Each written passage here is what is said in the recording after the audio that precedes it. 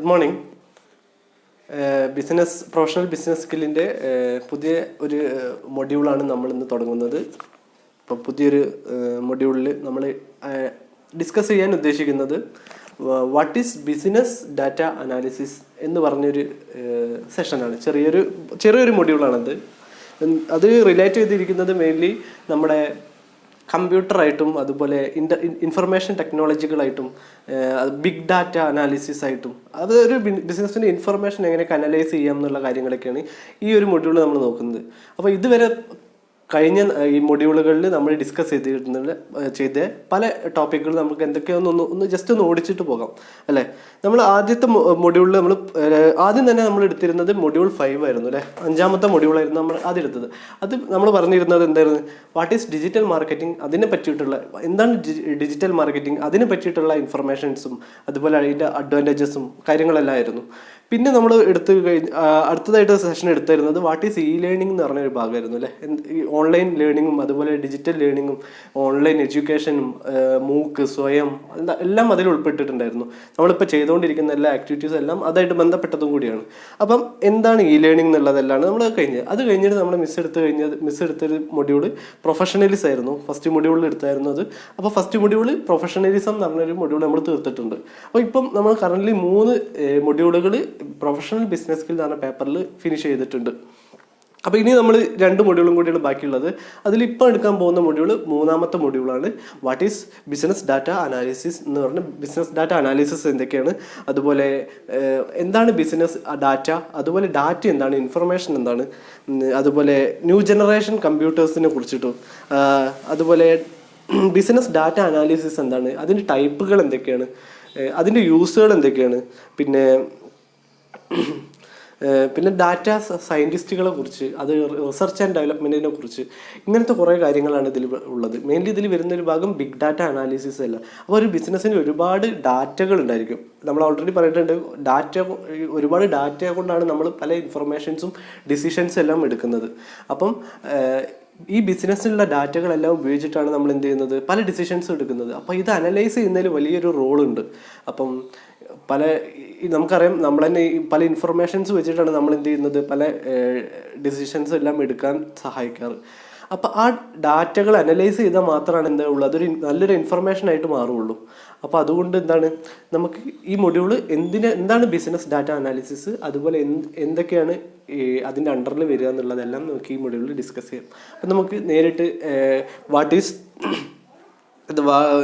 First പറയുന്നത് what is business data analysis എന്ന് പറഞ്ഞൊരു ഭാഗമുണ്ട്.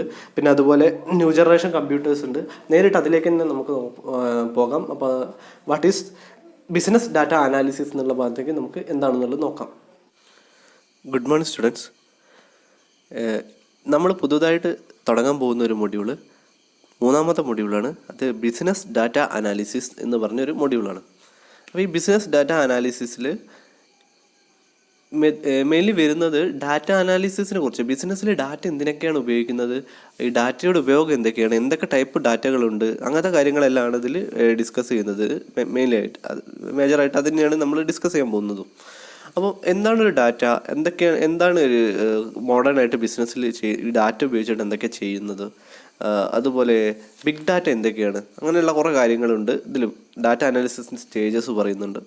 അപ്പോൾ നമുക്ക് ഓരോന്നോരോന്നായിട്ട് നമുക്ക് വരാം. ഫസ്റ്റ് തന്നെ നമുക്ക് വരുന്നത് എന്താണ് ഡാറ്റ, ഈ ഡാറ്റ എന്ന് പറഞ്ഞാൽ എന്താണ്, അതുപോലെ ന്യൂ ജനറേഷൻ കമ്പ്യൂട്ടേഴ്സ് എന്ന് പറഞ്ഞാൽ എന്താണ്, പിന്നെ ഡാറ്റയുടെ ടൈപ്സുകൾ ഏതൊക്കെയാണ് എന്നൊക്കെയുള്ളത് ഒരു വിഭാഗത്തിലേക്കാണ് നമ്മൾ ആദ്യം തന്നെ വരുന്നത്. അപ്പോൾ നമുക്കറിയാം, ഒരു ബിസിനസ്സിൻ്റെ പെർസ്പെക്റ്റീവിൽ എടുക്കുമ്പം അവിടെ എല്ലാ ഡിസിഷൻസും എടുക്കുന്നത് ഡാറ്റ ഉപയോഗിച്ചിട്ടാണ് അല്ലേ. ഒരു സെയിൽസ് ഫിഗർ, ഒരു മാസത്തെ സെയിൽസ് ഫിഗർ അല്ലെങ്കിൽ ഒരു 6 മാസത്തെ സെയിൽസ് ഫിഗർ, അതനുസരിച്ചല്ലേ അടുത്ത ഡിസിഷൻ എടുക്കുന്നത്. ഇപ്പോൾ സെയിൽസ് 6 മാസം വളരെ കുറവാണ്. അപ്പോൾ അത് ഇമ്പ്രൂവ് ചെയ്യണമെങ്കിൽ എന്ത് വേണം, അടുത്ത മാസം സെയിൽസ് കൂട്ടണമെങ്കിൽ നമുക്ക് അനാലിസിസ് വേണം. അല്ലെങ്കിൽ ഇത് വെറുതെ സെയിൽസ് കൂട്ടുക കുറയ്ക്കാനൊന്നും പറ്റില്ലല്ലോ. ഇപ്പോൾ കഴിഞ്ഞ മാസത്തെ ഏത് മാസമാണ് കുറവ്, അത് എന്തുകൊണ്ട് വന്നു എന്നെല്ലാം അനലൈസ് ചെയ്യണമെങ്കിൽ നമ്മളെ കയ്യിൽ ഡാറ്റ വേണം.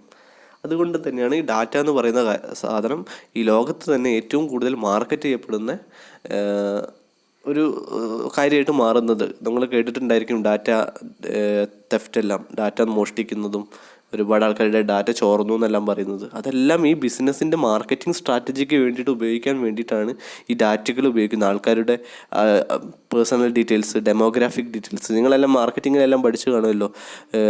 മാർക്കറ്റിങ്ങിൽ ഡെമോഗ്രാഫിക്കിലും അതുപോലെ സെഗ്മെൻറ്റേഷൻ എല്ലാം ചെയ്യുന്നത്, ആൾക്കാരുടെ ടേസ്റ്റ് ആൻഡ് പ്രിഫറൻസ്, ഇതെല്ലാം അറിയുന്നത്. നിങ്ങൾ ഡിജിറ്റൽ മാർക്കറ്റിലും കുറച്ചൊക്കെ പഠിച്ചിട്ടുണ്ടല്ലോ. നിങ്ങളെന്താണോ നിങ്ങളുടെ ടേസ്റ്റ്, അതിനനുസരിച്ചായിരിക്കും നിങ്ങൾക്ക് ആഡ്സ് വരുന്നത്. അപ്പം അവരെല്ലാം അനലൈസ് ചെയ്തിരുന്നത് നിങ്ങളുടെ സ്വഭാവം എന്താണെന്നുള്ളത് തന്നെയാണ്. അപ്പോൾ നിങ്ങളുടെ ഇൻട്രസ്റ്റഡ് ഏരിയാസ് ഏതൊക്കെയാണ്, അപ്പോൾ അതൊക്കെ മനസ്സിലാക്കണമെങ്കിൽ ഡാറ്റ ഉപയോഗിച്ചിട്ടേ കഴിയുള്ളൂ.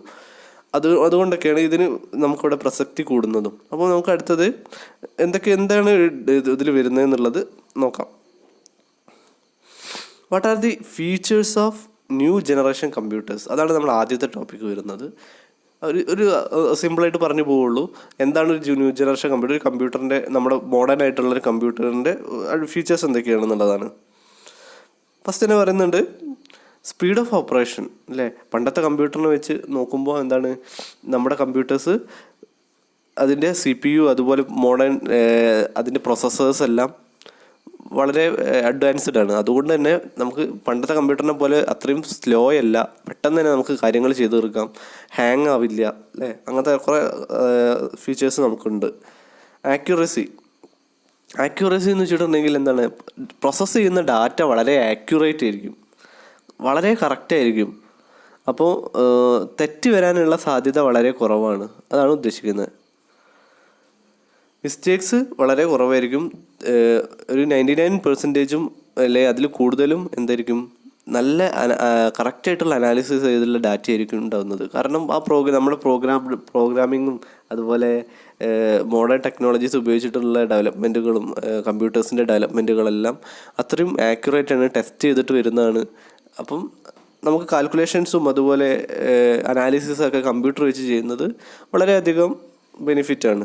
ഇവിടെ നമ്മളിപ്പം നമ്മുടെ സ്പേസ് ടെക്നോളജികളാണെങ്കിലും അതുപോലെ ഒരു ഗവൺമെൻറ്റുകളുടെ ഏതൊരു വലിയ ആധുനിക മോഡേൺ ടെക്നോളജീസ് ഉപയോഗിച്ച് പ്രവർത്തിക്കുന്ന സംഭവങ്ങളാണെങ്കിൽ എല്ലാം ന്യൂ ജനറേഷൻ കമ്പ്യൂട്ടേഴ്സിൻ്റെ സഹായത്തോടു കൂടിയാണ് ചെയ്യുന്നത്.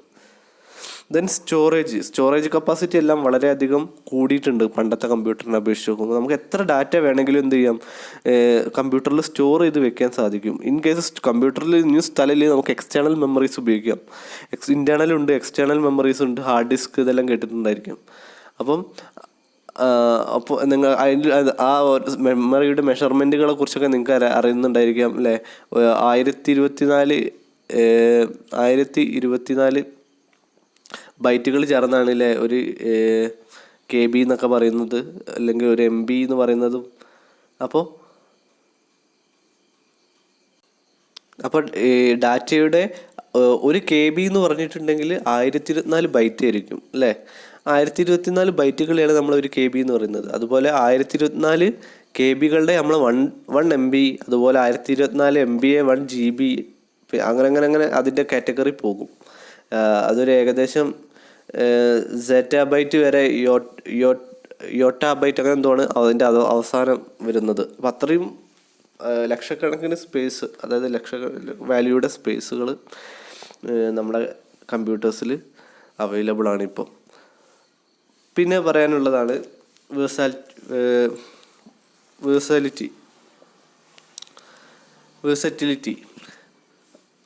വേഴ്സാറ്റിലിറ്റി എന്ന് വെച്ചിട്ടുണ്ടെങ്കിൽ computers are versatile in nature. Computers are versatile machines and are capable of performing any task as long as it can be broken down into series of logical steps.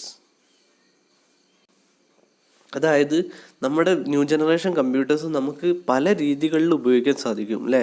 Modern computers can be used for many wide variety purposes at the same time, അല്ലേ? നമ്മളിപ്പോൾ example പറയുകയാണെങ്കിൽ നമ്മൾ ഒരു railway സ്റ്റേഷനിൽ ticket എടുക്കുന്ന ഇത് computers വഴിയാണ്. നമ്മൾ വെതർ ഫോർകാസ്റ്റ് ചെയ്യുന്നത് കമ്പ്യൂട്ടറിൻ്റെ സഹായത്തോടു കൂടിയാണ്. അതുപോലെ ബാങ്കുകളിൽ, ഹോട്ടലുകളിൽ എല്ലാ പ്രൊസീജിയർ എല്ലാം ചെയ്യുന്നത്, ബാങ്കുകളുടെ പ്രോസസ്സ് എല്ലാം ചെയ്യുന്നത് കമ്പ്യൂട്ടറൈസേഷൻ വഴിയാണ്. അപ്പം എല്ലാ രീതിയിലും ഉപയോഗിക്കാൻ പറ്റുന്നൊരു സാധനമാണ് വേഴ്സറ്റിലിറ്റി എന്ന് പറയുന്നത്, അല്ലേ? അപ്പം 4ാമത്തെ പോയിന്റ് നമ്മൾ പറയാം, കമ്പ്യൂട്ടർ ഈസ് വേഴ്സറ്റൈൽ. മറ്റുള്ളതെന്നൊക്കെ എന്താണ് കുറച്ചും കൂടി ഡിഫറെൻ്റ് ആണ് അല്ലേ കമ്പ്യൂട്ടേഴ്സ്. എന്താ വെച്ചാൽ ഒരു കാര്യം തന്നെ പല കാര്യങ്ങളും ഒരു സിംഗിൾ ഒരു കമ്പ്യൂട്ടറിന് വളരെ എളുപ്പത്തോടു കൂടി ചെയ്യാൻ സാധിക്കും. പിന്നെ വരുന്നതാണ് ഓട്ടോമാറ്റിക് ഓപ്പറേഷൻ. നമ്മളെ ഒരു മാനുവൽ സഹായം ആവശ്യമില്ല. നമ്മൾ ഡാറ്റ കൊടുത്തു കഴിഞ്ഞിട്ടുണ്ടെങ്കിൽ ഓട്ടോമാറ്റിക്കലി നമുക്കത് ഇൻ്റർപ്രറ്റ് ചെയ്ത് അതിൻ്റെ ഒരു തെറ്റും കൂടാതെ നമ്മളെ മുന്നിലേക്ക് എത്തിക്കും. നമ്മൾ തെറ്റിച്ചാൽ മാത്രമേ അത് തെറ്റുള്ളൂ.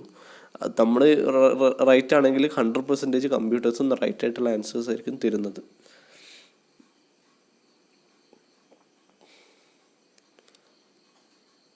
പിന്നെ വരുന്നതാണ് ഡിലിജൻസ് ആണ്. സ്പെല്ലിംഗ് ഒന്ന് കറക്റ്റായിട്ട് വായിക്കുക. ഡിലിജൻസ്. ഡിലിജൻസ്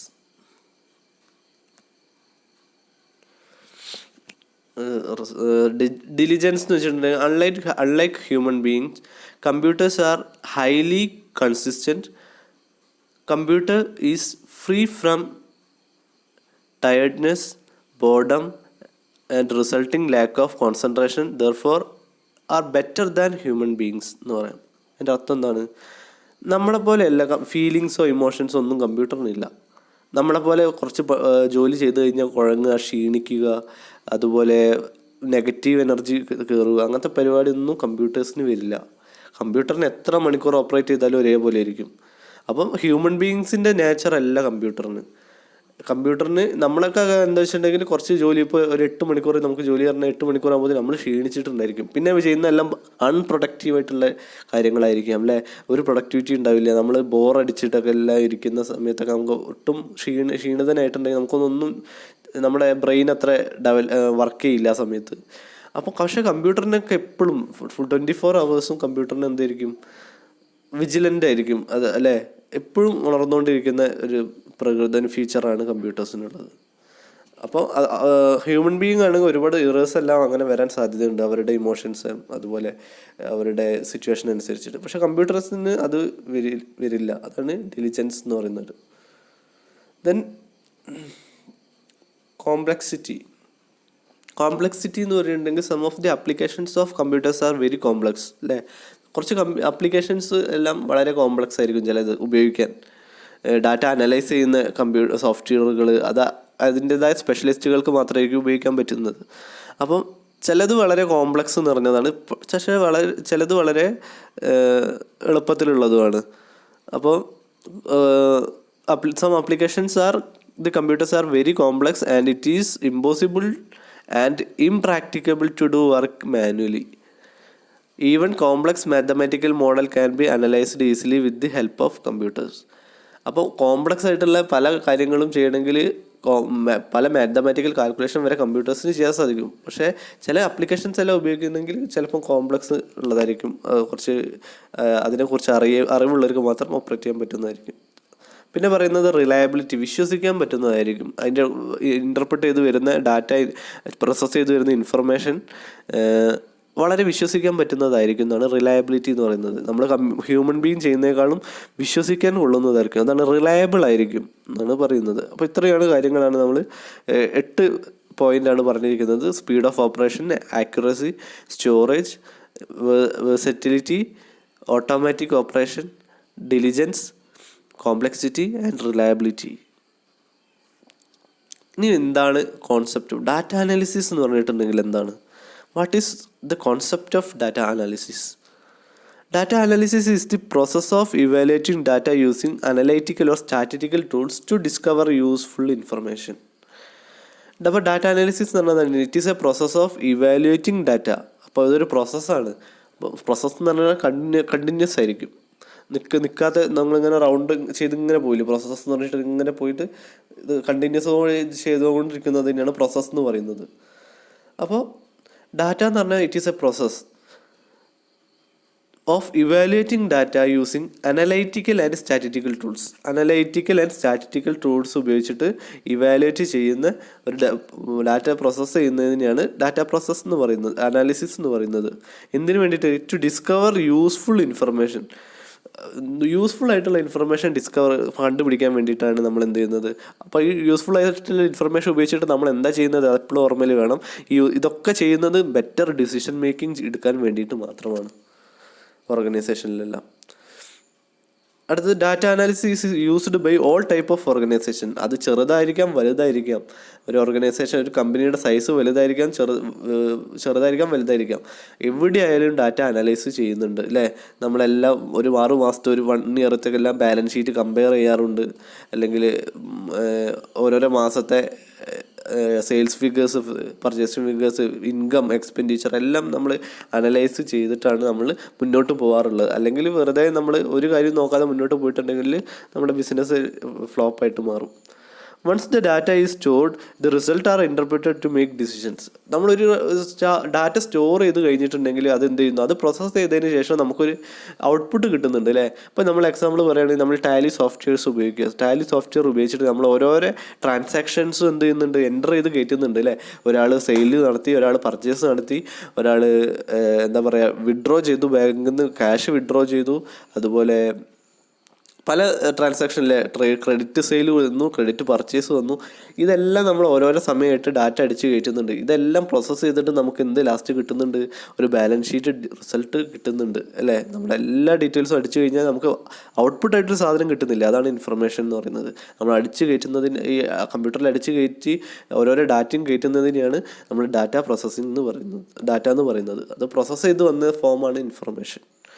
അപ്പോൾ at the end of the result we can delivered as summary as visual, summary or visual.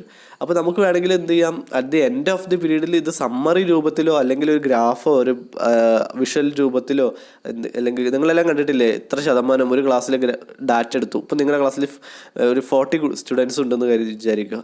40 കുട്ടികളിൽ ഒരു 30 ആൺകുട്ടികളും 20 പെൺകുട്ടികളുമാണ്. അപ്പോൾ ഒരു പൈ ഡയഗ്രം വന്നിട്ട് ഇങ്ങനെ വരച്ച് വന്നിട്ടുണ്ടെങ്കിൽ, ഒരു പൈ ഡയഗ്രം കണ്ടിട്ടില്ലേ, 40 ഇപ്പോൾ എക്സാമ്പിൾ പറയുകയാണെങ്കിൽ 20% ഫീമെയിൽ ആണെങ്കിൽ 30% മെയിൽ ആണെന്ന് കരുതുക. അപ്പോൾ അങ്ങനെ ഒരു പൈ ഡയഗ്രം വരച്ച് കഴിഞ്ഞാൽ നിങ്ങൾക്ക് കൂടുതൽ മനസ്സിലാവും അല്ലേ. അപ്പോൾ പൈ ഡയഗ്രം അതെല്ലാം ഗ്രാഫിക്കൽ റെപ്രസെൻറ്റേഷനാണ്. അപ്പം പിന്നെ അതുപോലെ ഉള്ളതാണ് ഗ്രാഫിക്കൽ റെപ്രസെൻറ്റേഷനിൽ പറയാൻ പറ്റുന്നതാണ് നമുക്ക് ബാർ ഡയഗ്രം വരാറുണ്ട്. ബാർ ഡയഗ്രം അല്ലേ, ഇങ്ങനെ വന്നിട്ട് ബാർ, ഇതെല്ലാം നിങ്ങൾ പഠിച്ചിട്ട് കാണും, ഇങ്ങനെ ബാറുള്ള ഡയഗ്രാംസ് എല്ലാം. അപ്പോൾ ഇതെല്ലാം നമ്മൾ എന്തിനു വേണ്ടിയിട്ടാണ്, ഡാറ്റ അനലൈസ് ചെയ്തിട്ട് രൂപത്തിലൊക്കെ. നിങ്ങൾ സ്റ്റാറ്റിസ്റ്റിക്സിലെല്ലാം +2 പഠിച്ചിട്ടുണ്ടായിരിക്കാം കുറച്ചൊക്കെ, മീഡിയ ഒക്കെ കാണാൻ വേണ്ടിയിട്ടും. അതുപോലെ ഇതൊക്കെ ഈ ബാർ ഡയഗ്രാംസ് എല്ലാം. പിന്നെ അതുപോലെ നിങ്ങൾ അടുത്ത സെമസ്റ്ററുകളിൽ പ്രൊജക്റ്റിലേക്ക് എത്തുമ്പോൾ ഡാറ്റ കളക്ഷൻ ഉണ്ട്, അതുപോലെ ഡാറ്റ അനാലിസിസ് ഉണ്ട്. അതെല്ലാം അതിൽ ഡീറ്റെയിൽ ആയിട്ട് പഠിക്കുന്നുണ്ട്. ഇനി നമുക്ക് എന്താണ് ഡാറ്റ അനാലിസിസിൻ്റെ ഡെഫിനിഷൻ നോക്കാം. Data analysis is the process of collecting, transforming, cleaning and modelling data. ഒക്കെ ചെയ്യുന്നത്, ഈ സാധനങ്ങളെല്ലാം ചെയ്യുന്നത് ഈ ഡാറ്റയാണ് കേട്ടോ. Modelling data with the goal of discovering required information. ഒരു ഇൻഫർമേഷൻ കിട്ടാൻ വേണ്ടിയിട്ട് നമ്മൾ ചെയ്യുന്ന ഓരോ പ്രൊസീജിയറാണ്, ഡാറ്റയെ ചെയ്യുന്ന ഒരു പ്രൊസീജിയറാണ് ഡാറ്റ പ്രോസസ്സിംഗ് അനാലിസിസ് എന്ന് പറയുന്നത്. The result used for decision making. എല്ലാത്തിൻ്റെയും അൾട്ടിമേറ്റ് ഗോൾ എന്ന് പറഞ്ഞാൽ ഡിസിഷൻ മേക്കിംഗ് തന്നെയാണ്. എന്താണ് ഒരു ഡാറ്റ എന്ന് വെച്ചിട്ടുണ്ടെങ്കിൽ എന്താണെന്നുള്ളത് അടുത്ത് നോക്കാം. Data is a raw facts of figures അല്ലേ. ഒരു റോ ഫാക്റ്റ്, പ്രത്യേകിച്ച് മീനിങ് ഒന്നുമില്ല. ഡാറ്റ എന്ന് പറഞ്ഞിട്ടുണ്ടെങ്കിൽ നമ്മുടെ കയ്യിലൊരു ഡാറ്റ കിട്ടുമ്പോൾ അതിന് പ്രത്യേകിച്ച് മീനിങ് ഒന്നുമില്ല. അപ്പോൾ എൻ്റെ കയ്യിലൊരു എന്താ പറയുക, ഞാനൊരു ഇവിടെ ഒരു നമ്പർ എഴുതി 1, 3, 5, 7 നമ്പർ എഴുതി. ഇതെന്തോ ആവാം. എക്സാമ്പിൾ ഇപ്പോൾ കോമ ഇല്ലാന്ന് കരുതാം, 1, 3, 5, 7 ഞാൻ ഇങ്ങനെ നമ്പർ എഴുതി. ഇത് ചിലപ്പോൾ ഓഡ് നമ്പേഴ്സ് ആയിരിക്കാം ഞാൻ ഉദ്ദേശിച്ചത്. ചിലപ്പോൾ ഇതൊരു വെഹിക്കിളിൻ്റെ നമ്പർ ആയിരിക്കാം അല്ലേ, ഒരു വെഹിക്കിൾ നമ്പർ ആയിരിക്കാം, അല്ലെങ്കിൽ വേറെ എന്തോ ഒരു നമ്പർ ആയിരിക്കാം, ഒരു ബിൽഡിംഗ് നമ്പറോ എന്ത് വേണമെങ്കിലായിരിക്കാം. പക്ഷേ അതിന് പ്രത്യേക മീനിങ് ഒന്നുമില്ല, നമ്മൾ ഇൻ്റർപ്രിറ്റ് ചെയ്തെടുക്കുന്ന പോലെയാണ് അതിൻ്റെ ഇത്. അപ്പോൾ ഒരു ഡാറ്റ പറഞ്ഞത് ഒരു റോ ഫാക്ട്സ് ആൻഡ് ഫിഗേഴ്സിനെയാണ് ഡാറ്റ എന്ന് പറയുന്നത്. അവിടെ റോ ഫാക്റ്റാണ്, പ്രത്യേകിച്ച് അർത്ഥം അതിനില്ല. പക്ഷെ അത് പ്രോസസ്സ് ചെയ്ത് കഴിഞ്ഞാലാണ് അത് എന്ത് ചെയ്യുന്നത്, അതിനൊരർത്ഥം വരുന്നത് എന്നർത്ഥം. These have very little meaning until they have sorted or they are used to make calculations. അത് നമ്മൾ പ്രോസസ്സ് ചെയ്യുക അല്ലെങ്കിൽ കാൽക്കുലേഷൻ ചെയ്യുന്നത് വരെ അതിന് വലിയ പ്രത്യേകിച്ച് മീനിങ് ഒന്നുമില്ല. മനസ്സിലായില്ലേ? ഇപ്പം നമ്മൾ സെയിൽ ഒരു ഓർഗനൈസേഷനിൽ വന്നു, അതിൻ്റെ ഫിഗർ കിട്ടി. അപ്പോൾ നമ്മളെ കയ്യിൽ ആ ഫിഗറുണ്ട്, പക്ഷെ അത് നമ്മൾ പ്രോസസ്സ് ചെയ്ത് കഴിഞ്ഞ് ഒരു ബാലൻസ് ഷീറ്റ് രൂപത്തിൽ എത്തിക്കഴിഞ്ഞാലാണ് എത്ര ഒരു മാസം സെയിൽ നടന്നു എന്നുള്ള ഡീറ്റെയിൽസ്. കുറേ ദിവസത്തെ സെയിൽ നമ്മളെ കയ്യിലുണ്ട്. അത് പ്രോസസ്സ് ചെയ്താലല്ലേ നമുക്ക്, അത് കാൽക്കുലേറ്റ് ചെയ്ത് കഴിഞ്ഞാലല്ലേ നമുക്കൊരു മാസം എത്ര സെയിൽ വന്നു എന്ന് അറിയാൻ പറ്റുള്ളൂ.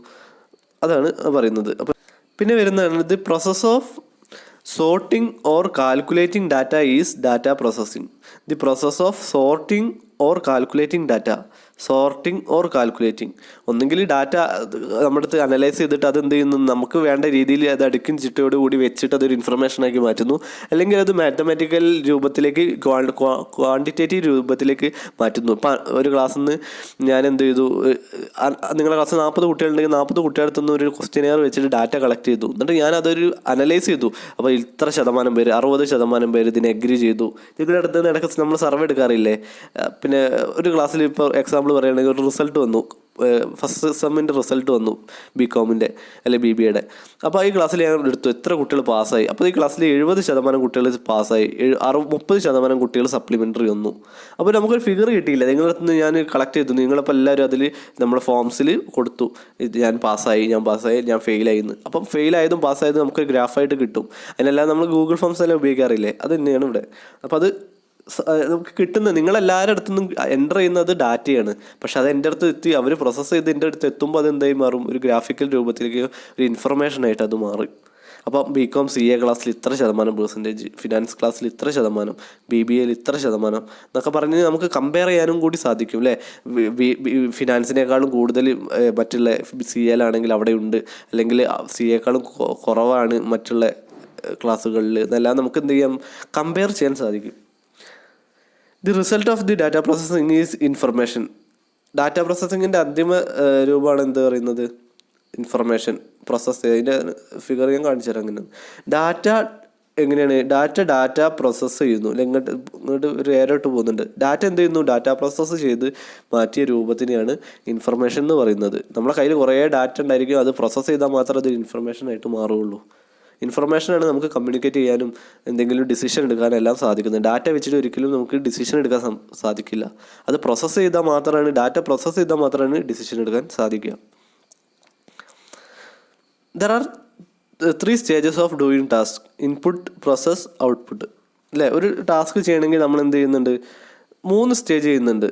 അപ്പോൾ ഡാറ്റ ഈസ് ഒരു ഇൻഫർമേഷനാക്കി മാറ്റണമെങ്കിൽ എന്ത് ചെയ്യുന്നു, അത് ഇൻപുട്ട് ചെയ്യുന്നു, പ്രോസസ്സ് ചെയ്യുന്നു, ഔട്ട്പുട്ട് നമ്മൾ എന്ത് ഒരു ഇൻഫർമേഷൻ്റെ രൂപത്തിലെടുക്കുന്നു. ഡാറ്റ പറഞ്ഞ ഒരു ഇൻപുട്ട് രൂപമാണ്, അത് പ്രോസസ്സ് ചെയ്തിട്ട് ഔട്ട്പുട്ടാക്കി മാറ്റണമെങ്കിൽ ഇൻഫർമേഷനാണ് ഔട്ട്പുട്ട് എന്ന് പറയുന്നത്. അപ്പോൾ അത് ഔട്ട്പുട്ടാക്കി മാറ്റണമെങ്കിൽ എന്ത് നമുക്കൊരു ഈ ടാസ്ക് എല്ലാം ഫിനിഷ് ചെയ്യണം. ഇനി നമുക്ക് നോക്കേണ്ടത് what are the forms of data. Data പല രണ്ട് ടൈപ്പ് ഉണ്ട് അല്ലേ. ഇതിൽ കാണുന്നത് quantitative data and qualitative data. Quantitative എന്ന് പറയുമ്പോൾ തന്നെ നിങ്ങൾക്ക് മനസ്സിലായിരിക്കും. ക്വാണ്ടിറ്റി എന്ന് പറഞ്ഞാൽ അല്ലേ, ക്വാണ്ടിറ്റി മീൻസ് സംതിങ് മെഷറബിൾ എന്നാണ് അർത്ഥം അല്ലേ. ഒരു 10 കിലോ എന്ന് പറയുന്നത് എന്താണ്, നമുക്കൊരു 10 കിലോ പറഞ്ഞാൽ എക്സാക്റ്റ് ഒരു 10 കിലോ ആയിരിക്കും അല്ലേ. അല്ലെങ്കിൽ എനിക്ക് 100ൽ 80 മാർക്ക് പറഞ്ഞാൽ 100ൽ 80 മാർക്ക് പറഞ്ഞാൽ എനിക്ക് 80% മാർക്കാണ്. അപ്പോൾ അത് എക്സാക്റ്റ് ഫിഗറാണ് ഡാറ്റയിൽ ക്വാണ്ടിറ്റേറ്റീവ് എന്ന് പറഞ്ഞാൽ. നമ്മൾ മാത്തമാറ്റിക്കൽ കാൽക്കുലേഷൻസ് എല്ലാം ഉപയോഗിച്ച് ചെയ്യുന്നതാണ് ക്വാണ്ടിറ്റേറ്റീവ് ഡാറ്റ. ദെൻ ക്വാളിറ്റേറ്റീവ് എന്ന് പറഞ്ഞിട്ടുണ്ടെങ്കിൽ എന്താണ്, അതൊരു എക്സാക്റ്റ് ഫിഗർ ഒന്നും ആയിരിക്കില്ല, ഒന്നുകിൽ സ്റ്റേറ്റ്മെൻറ്റ് രൂപത്തിലൊക്കെ ഉള്ളതായിരിക്കും ക്വാളിറ്റേറ്റീവ് ഡാറ്റ എന്ന് പറയുന്നത്. ക്വാളിറ്റേറ്റീവ് ഡാറ്റ എന്ന് പറഞ്ഞിട്ടുണ്ടെങ്കിൽ that uses the word and description. Qualitative data that uses word and description. Qualitative data can be observed but it is subjective and therefore difficult to use for the purpose of making comparisons. അതൊരു descriptive രൂപത്തിലുള്ളത്, qualitative രൂപത്തിലുള്ളതാണ് qualitative data. നമ്മളൊരു describe ചെയ്തിട്ട് വരുന്ന ഡാറ്റകളാണ് qualitative informations. അപ്പോൾ അത് decision making ഭയങ്കര ബുദ്ധിമുട്ടായിരിക്കും, കാരണം അത് കമ്പയർ ചെയ്യാനെല്ലാം ഭയങ്കര ബുദ്ധിമുട്ടായിരിക്കും. These type of data are collected through focused group interview, open ended question items etcetera. Qualitative ഇൻഫർമേഷനിൽ നമുക്ക് ഇൻ്റർവ്യൂ വഴിയെല്ലാം അവരുടെ ഒപ്പീനിയൻ എടുക്കാറുണ്ട് അല്ലേ. അതെല്ലാം ക്വാളിറ്റേറ്റീവ് ഇൻഫർമേഷൻസ് ആണ്. ക്വാണ്ടിറ്റേറ്റീവ് ഇൻഫർമേഷൻ എന്ന് പറഞ്ഞാൽ എന്തായിരിക്കും, ക്വാണ്ടിറ്റേറ്റീവ് ഇൻഫർമേഷൻ എന്ന് പറഞ്ഞാൽ it is a data which is expressed with the numbers, weight, അതുപോലെ numbers. Quantitative data which can be put into categories measured as rank, length, weight, അതുപോലെ age, cost, rating scale etcetera. അതായത് quantitative data എന്ന് പറഞ്ഞിട്ടുണ്ടെങ്കിൽ it is a data that is processed with numbers. അതൊരു exact figure ആയിരിക്കും. ഞാൻ നേരത്തെ പറഞ്ഞ പോലെ ഇത്ര ശതമാനം എന്ന് നമുക്ക് കറക്റ്റ് കാൽക്കുലേറ്റ് ചെയ്യാൻ സാധിക്കുന്നതാണ് ക്വാണ്ടിറ്റേറ്റീവ് ഡാറ്റ. നമുക്ക് അതിൻ്റെ ക്വാണ്ടിറ്റി എത്ര ഉണ്ടെന്ന് ചെക്ക് ചെയ്യാൻ സാധിക്കും. അത് എന്തൊക്കെ രൂപത്തിലേക്കും ചിലപ്പോൾ നമ്പർ ഓഫ് എക്സാമ്പിൾ പറഞ്ഞിരിക്കുന്നത് നമ്പർ ഓഫ് കാർസ്, 100 കാർ അവിടെ ഉണ്ട്, അത് 100 പറഞ്ഞ ഫിഗർ തന്നെയാണ്. മനസ്സിലായില്ലേ? അപ്പോൾ 100 ഇപ്പോൾ എക്സാമ്പിൾ പറയുകയാണെങ്കിൽ അവിടെ ഒരു ആ ഓർഗനൈസേഷനിൽ ഇത്ര ശതമാനം ഇന്ന വാഹനമുണ്ട്, ഇത്ര കാറുണ്ട്, ഇത്ര ശതമാനം ബൈക്കുണ്ട്, ഇത്ര ശതമാനം ട്രക്കേഴ്സ് ഉണ്ട്, അതുപോലെ ബസ്സുണ്ട് എന്നൊക്കെ പറയണമെങ്കിൽ എന്ത് വേണം? എക്സാക്റ്റ് ഫിഗർ അവിടെ അവൈലബിൾ ആയിരിക്കണം. ക്വാളിറ്റേറ്റീവ്ലി എക്സാക്റ്റ് ഫിഗേഴ്സ് ഉണ്ടായിരിക്കില്ല, അത് ഡിസ്ക്രിപ്റ്റീവ് രൂപത്തിലായിരിക്കും അവിടെ ഉണ്ടാവും. അതാണ് വ്യത്യാസം. അപ്പോൾ ക്വാണ്ടിറ്റേറ്റീവ് എന്ന് പറഞ്ഞിട്ടുണ്ടെങ്കിൽ അത് രണ്ടായിട്ട് തിരിച്ചിട്ടുണ്ട്: discrete or continuous. Discrete is also known as categorical data. Categorical data or discrete ആണ് ക്വാണ്ടിറ്റേറ്റീവിൻ്റെ രണ്ട് രൂപം. A quantitative variable is one that can be measured numerically, അല്ലേ? അതാണ് നമ്മളിപ്പോൾ പറഞ്ഞത്. ക്വാണ്ടിറ്റേറ്റീവ് ഡാറ്റ എന്ന് പറഞ്ഞിട്ടുണ്ടെങ്കിൽ എന്തായിരിക്കും? ന്യൂമറിക്കലി മെഷർ ചെയ്യാൻ സാധിക്കുന്നതായിരിക്കും. Some of the examples of quantitatives are wages, price, weight, number of vehicles and number of goals etcetera. അതെല്ലാം കറക്റ്റ് നമ്പേഴ്സ് ആയിരിക്കും. All these examples can be expressed numerically. Numerical രൂപത്തിൽ ചെയ്യാൻ സാധിക്കും. നിങ്ങൾ ബേസിക് ന്യൂമറിക്കൽ സ്കില്ലെല്ലാം പഠിച്ചിട്ടുണ്ടെങ്കിൽ അത് കറക്റ്റ് ഡാറ്റ നമ്മൾ എന്ത് ചെയ്യുന്നുണ്ടാവും, അതിൽ കറക്റ്റ് നമുക്ക് പ്രോബ്ലത്തിൽ നിന്ന് കറക്റ്റായിട്ടുള്ള ഫിഗർ കിട്ടും. ഇത്ര ശതമാനം, അല്ലെങ്കിൽ ഇത്ര നമ്പർ, അല്ലെങ്കിൽ ഇത്ര സൈസ്, ഇത്ര വെയിറ്റ്, ഇത്ര ഹൈറ്റ്, ഇത്ര ടെമ്പറേച്ചർ എന്നൊക്കെ പറഞ്ഞിട്ട് അതെല്ലാം ഒരു കറക്റ്റ് ഫിഗർ ആയിരിക്കും. A quantitative variable can be classified as discrete or continuous. Then qualitative variable എന്ന് പറഞ്ഞിട്ടുണ്ടെങ്കിൽ എന്തായിരിക്കും? അല്ലെങ്കിൽ ക്വാളിറ്റേറ്റീവ് ഡാറ്റ എന്ന് പറഞ്ഞിട്ടുണ്ടെങ്കിൽ it is one that cannot be measured numerically but can be placed in category. Some of the example of qualitative variable are month of the year, hair colour of car. ഒരു കാറിൻ്റെ example പറയുകയാണെങ്കിൽ ഒരു കാറിൻ്റെ colour ഒരു red കാറാണെന്ന് പറയാം. നമുക്കതെന്ത് ചെയ്യാം? വേണമെങ്കിൽ compare ചെയ്യാൻ വേണ്ടിയിട്ട് നമുക്ക് വൈറ്റ് ആയിട്ട് വെറുതെ കമ്പയർ ചെയ്യാം, അല്ലാതെ ഒരു ക്വാണ്ടിറ്റേറ്റീവ് രൂപത്തിൽ പറ്റില്ലല്ലോ. ഇപ്പോൾ എക്സാമ്പിൾ ക്വാണ്ടിറ്റേറ്റീവ് ഡാറ്റ ആണെങ്കിൽ നമുക്ക് എന്ത് പറയാം? 10 റെഡ് കാറ് എന്ന് പറഞ്ഞിട്ടുണ്ടെങ്കിൽ ഒരു ഫിഗറായി, അല്ലേ? നമുക്ക് 10 റെഡ് കാറ്, 8 വൈറ്റ് കാറ് എന്ന് പറഞ്ഞിട്ടുണ്ടെങ്കിൽ അതൊരു ക്വാണ്ടിറ്റേറ്റീവ് ഡാറ്റയായി. ഇവിടെ കളർ ഓഫ് ദി കാർ എന്ന് പറഞ്ഞിട്ടുണ്ടെങ്കിൽ ചുവപ്പ് കാർ എന്നുള്ള അർത്ഥമുള്ളൂ. അവിടെ എത്ര എണ്ണം ഉണ്ട് എന്നൊന്നും നമുക്കിവിടെ മെഷർ ചെയ്യാൻ പറ്റില്ല. അതാണ് ക്വാണ്ടിറ്റേറ്റീവും ക്വാളിറ്റേറ്റീവും തമ്മിലുള്ള വ്യത്യാസം.